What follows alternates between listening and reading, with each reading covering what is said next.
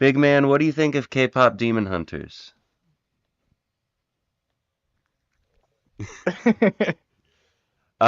So K-pop Demon Hunters, I had seen it once before this, and I actually did not enjoy it very much. I really thought the romance was dumb. I don't know, this was like right when it came out, and I was probably really late on a work night, so I was just trying to get through it. I watched it again probably, I don't know, this Monday, and it was really good. The romance was well timed, the songs are all really cool, the animation's funny. Uh, the background animation's even really good. The first thing that I was like, oh, I'm going to criticize this. They say they can only use the weapons when they're singing, and I was like, oh, but I bet there's going to be a time they're using the weapons where they're not singing, and And no, they there is not. They always are singing to some extent. well, Uh, didn't she pull the sword out on what's his face, Genu, like while they were standing on the roofs, and he was just like, "Whoa, man." he pretty much every time they interact, he's just like, why are you being so human about this? Yeah. I'm just a cool demon guy who And wants to be your friend he's just a cool guy. Um, with a really big hat. yeah. So I wrote a little bit of my feelings about the movie down. I um I thought it was all right.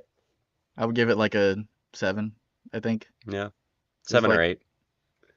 maybe like a 6 or 7. Yeah. I don't know. I do think it's a better movie than I thought it was. I wouldn't go so far low as six, but Is it kind of like Devilman? No. I haven't seen Devilman, so I'm gonna say yes. It's not like She's Devilman. kind of a devil man.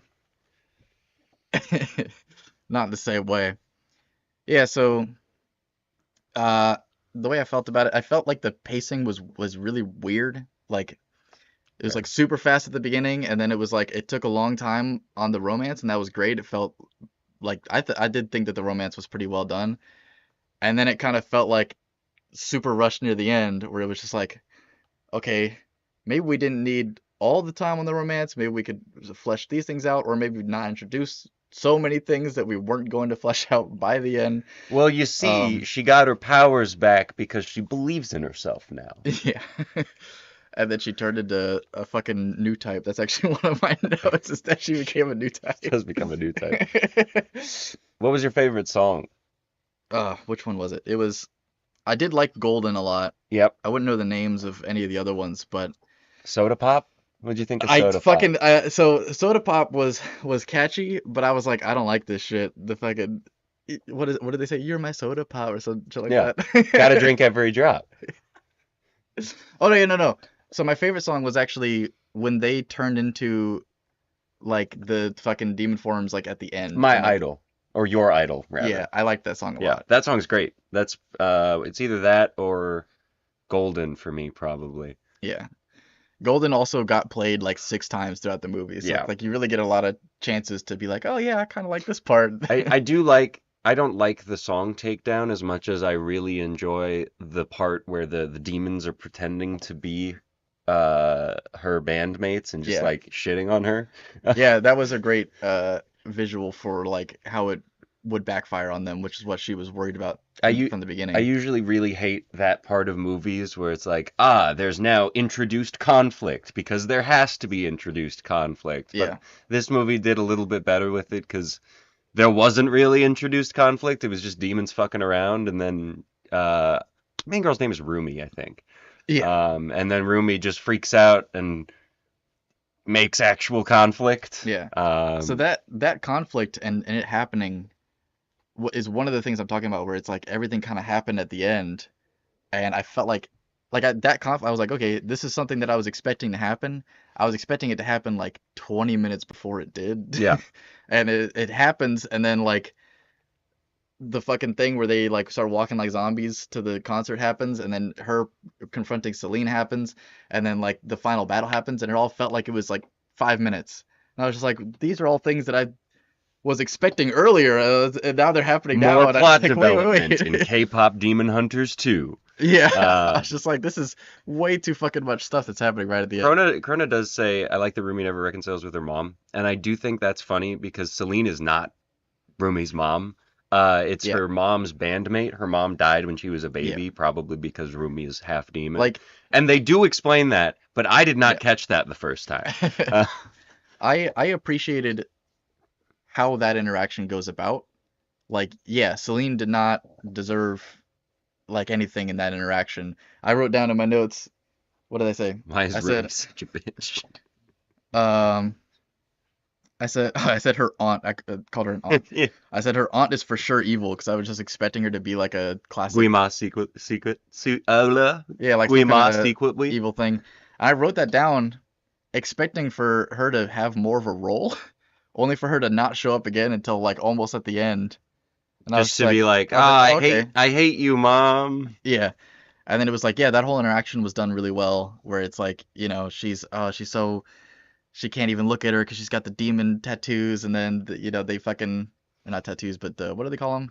The The marks. marks. Yeah, Guima's marks. And then they like her turning around on her, but then it felt like there needed to be an entire another scene after that where she got to like work through what just happened. Because it felt like I was just like, okay, she's gonna walk away and be like a fucking villain now. And then she showed up and was like, I figured all of my shit out and Yeah. I'm a fucking new type now. And then she blew everything up. I was like, oh, I also, okay. I thought it was really weird how none of the other demons got development in Yeah, any way, shape, or form. They hardly even talk. yeah, Some of them talk, and like the other girl bandmates have crushes on them, yeah, but they don't do anything. I yeah. mean, They're just there. They were just there to have abs. And I, I mean, one of them, there's the baby guy, there's yeah, the abs the guy. baby guy showed up enough and had his rapping parts enough for me to hate him. Okay. So there was that. I was like, I hate this guy. I want to fucking give him a wedgie and punch him in the face. But One swift motion. yeah, just like fucking dork. But There was pink-haired guy who might was that also abs guy? Was pink-haired guy abs guy? he might no, he couldn't have been abs guy. I think abs guy was just abs guy. I don't think he Okay. had any. I think he was just normal hair.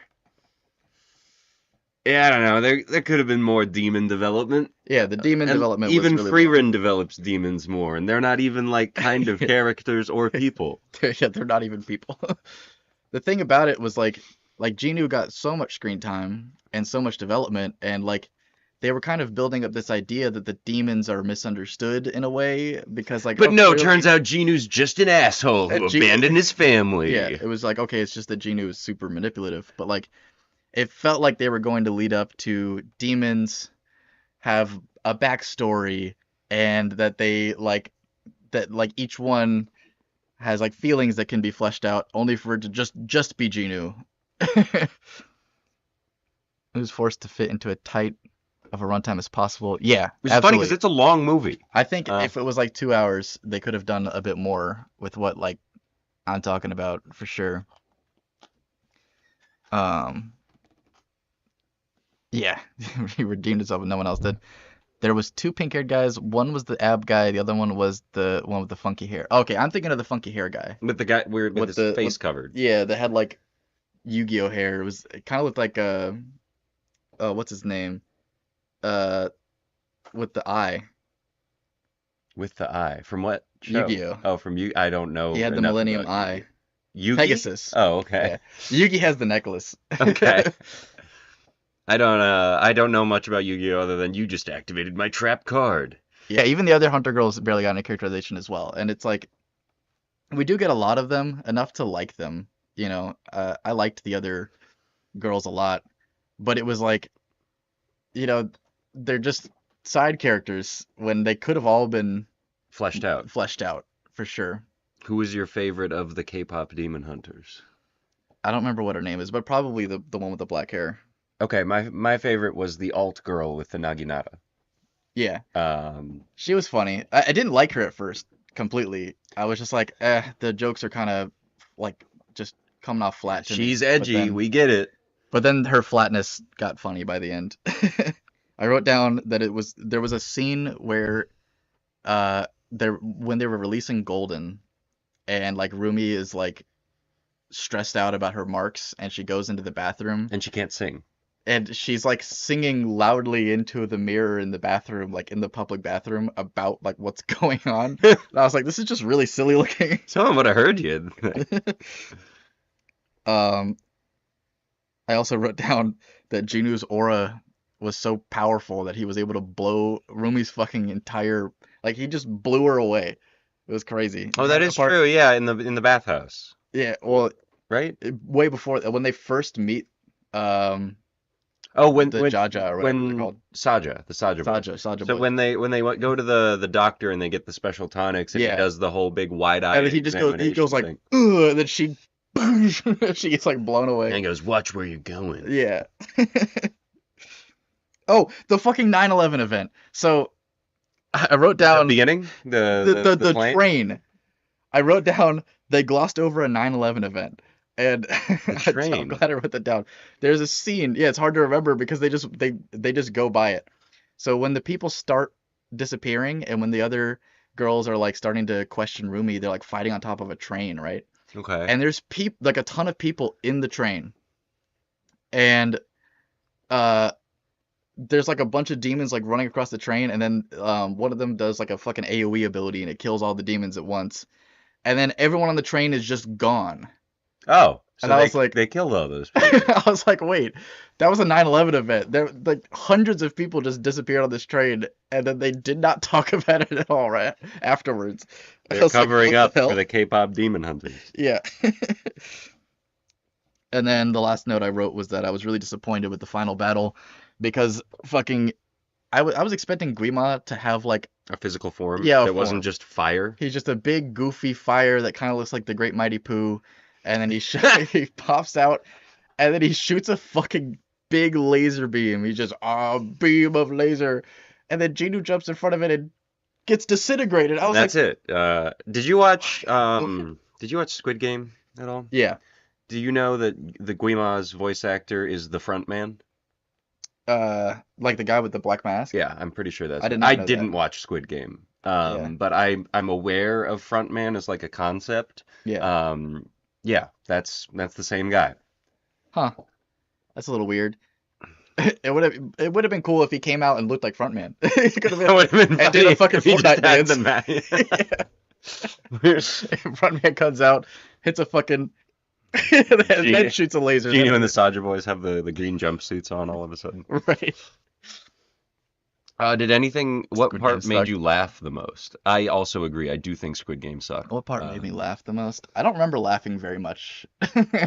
The doctor with the tonics was probably the thing Yeah, that that got was me really the funny. most. He would Because just, there's one point, yeah, where he does it to the alt girl, yeah. and he's just like, "Oh, you're scary. I'm gonna stop looking into you." Didn't get you with the popcorn eyes. Oh yeah, you did The popcorn eyes was that was funny. funny. That was a good bit, but I don't know, overly anime for me. I did like it. I'm still thinking about what was the funniest moment. I really laughed. The cat and the bird. Yeah, The that cat was and the really bird funny. were really funny. There was one point where like Genie's explaining about the cat and the bird, and he's Yeah, the hat. When he said yeah, the hat was for the cat, but the bird keeps stealing it. That was really funny. that was adorable. I liked that a lot. Goo Goo Gaga. Oh yeah, the little baby Saja boy. Big K-pop train cover up. Yes, the blue cat was probably one of my favorite parts because he's just a big dumb idiot. I go, wow. Yeah, my favorite part about the blue cat and the bird is that they got trapped on this side of the Han Moon. Yeah, that was why. I was just like, okay, cool. We get to keep the demon pets. They're fine. So, do you think in two there's going to be demons again, or do you think it's going to be like other weird supernatural So forces? Because the Han Moon's sealed. yeah, It wasn't. It seemed to be implied that that was like a once in a generation thing. yeah. So Soul pointed out, my significant other. She she said that like the colors of the Han Moon probably like mean a significant thing. Where like the Han Moon was blue, right? And then it was gold. And then the demons were turning it pink. Oh yeah. And then when they were trying to seal it the original way, it was just going to be gold. But in the end, it Gonna was be golden. yeah, it was gonna be golden. But then it ended up being blue, gold, and pink, like the rainbowy color, the Yeah. new type color.